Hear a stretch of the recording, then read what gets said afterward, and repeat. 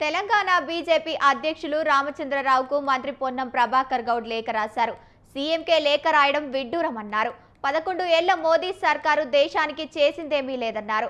తెలంగాణకు మోదీ ఏం చేశారో చెప్పాలన్నారు పొన్నం. రాష్ట్రానికి రూపాయి రాకపోయినా రాష్ట్ర నేతలు ఎందుకు మౌనంగా ఉన్నారని ప్రశ్నించారు.